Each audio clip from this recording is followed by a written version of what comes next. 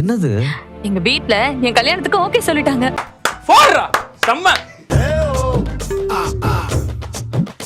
அது தெரிஞ்ச விஷயம் தானே. உன் கல்யாணத்துக்கு ஓகே சொல்ல போய் தானே உன கோயில் வரைக்கும் எடுத்துட்டு போய் வேற ஒருத்தர் கட்டி வைக்க பார்த்தாங்க. வரேன்னு சொன்னா இந்த மாதிரி காமெடிலாம் பண்ணாதீங்க. அப்புறம் நான் வேற மாதிரி மண்டை சூடாகி வேற மாதிரி நான் ஆயிடுவேனே. பாத்தீங்களான்னு விஷயம் கேள்விப்பட்டு அப்படியே பாண்டியே அதிர்ச்சி ஆயிட்டான்னு.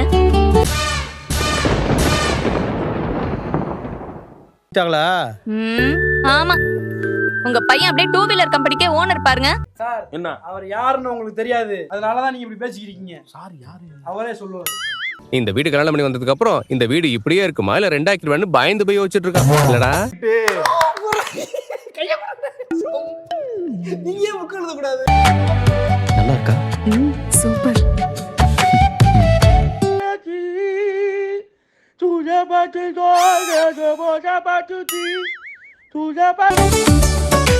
ஏங்க பாத்தீங்களா, ரொம்ப நேரமா பேசிட்டே இருக்காங்க.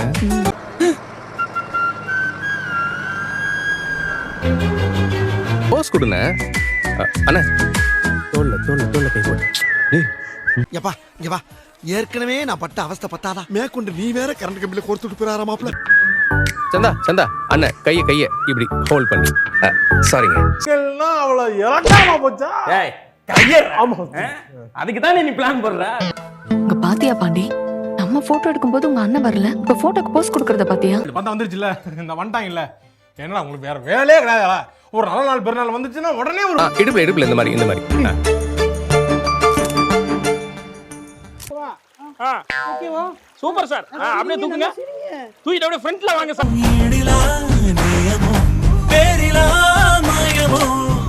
சூப்பர். எத்தனை கரும்பு?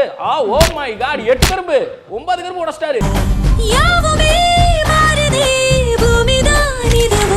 சும்மா அப்படி நின்னபடி இப்படி கை நான் கையை வச்சாலும் இப்படி கூச்சப்படுறீங்க நீங்க. சார் என்ன சார் இவ்வளவு கூச்சப்படுறியாமா? நீ பொங்கல், அடுத்த பொங்கல் நம்ம ஒண்ணா சேர்ந்து செலிப்ரேட் பண்ணலாம். உனக்கெல்லாம் வெக்கமே இல்லையாடா? சோறு தானே திங்கிற, எரும மாடு மாதிரி இருக்கி. அண்ணனே கல்யாணம் பண்ணாம இருக்கும்போது நமக்கு எப்படி கல்யாணம்? பண்ணக்கூடாது, பண்ணவே கூடாது.